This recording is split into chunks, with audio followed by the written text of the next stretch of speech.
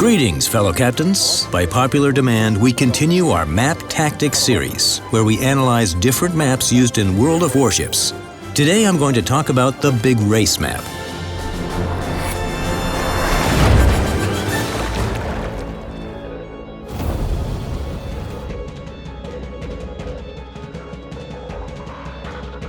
Big Race is one of the first maps in our game. From above, it resembles a shoal of little fish fleeing from a predator. This map is well balanced, it is very popular among players, and hasn't changed since it was introduced in the game. The Big Race map is intended for Tier 2 to Tier 5 battles. Currently, there are two game modes available, Standard Battle and Zone.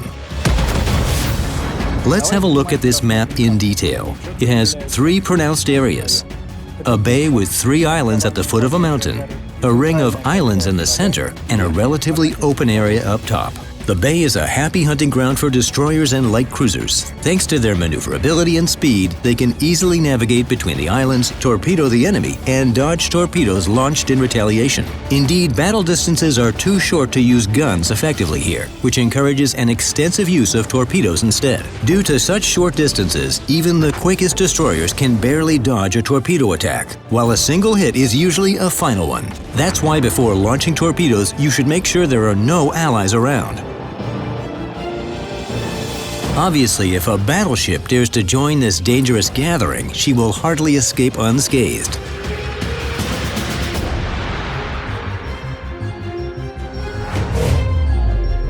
After Allied destroyers enter the bay, it's crucial to keep an eye on this area. This mission can be assigned to a couple of cruisers. If the Allied destroyers don't survive, the bay will be instantly engulfed by enemy destroyers that will proceed straight to the defenseless aircraft carriers and sluggish battleships at the rear guard. A single destroyer that breaks through the defense line can turn the tide of battle.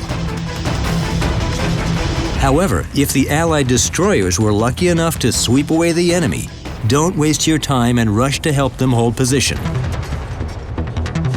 Cruisers are the best choice for this task, but battleships also shouldn't stay on the sidelines. If you notice that your allies have captured the bay, move there and support them with fire.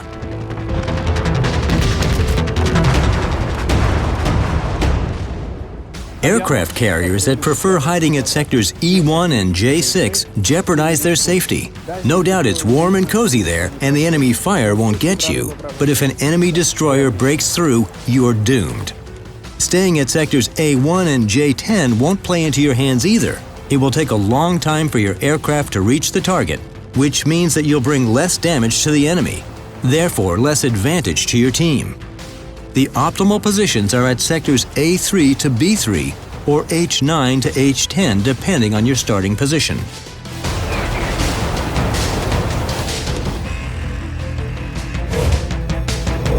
The central area of the map looks tempting, but it's fraught with danger. Any ship here will be immediately noticed by the enemy, and getting out of sight is not an easy task to accomplish. However, a destroyer may be very helpful here, exposing almost all of your opponents.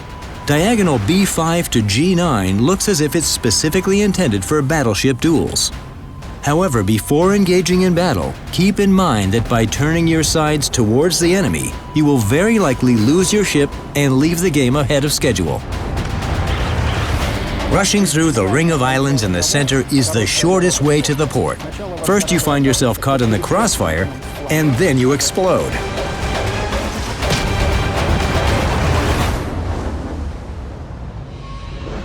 The top of the map is usually the dominion of battleships.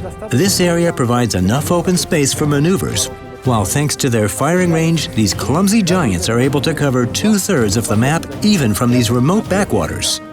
However, keep in mind that when moving along Line A or Line 10, if you start in the lower part of the map, don't get carried away with firing, or you'll bump into the edge of the map and lose your speed. Then your opponents will take the opportunity to teach you a lesson, so be careful. You can and should take the initiative here, but remember that teamwork is the best way to win.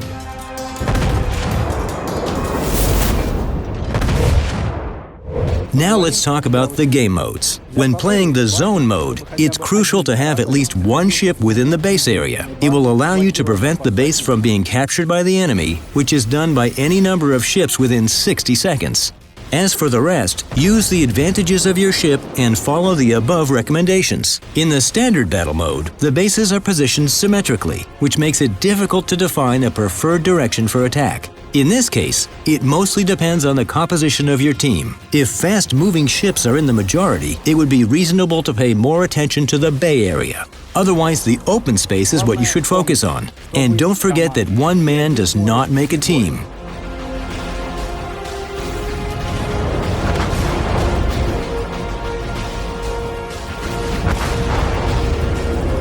Obviously, these are not the only possible strategies that can be used on this map. Add your comments to this video and share your ideas. Until next time, Captains!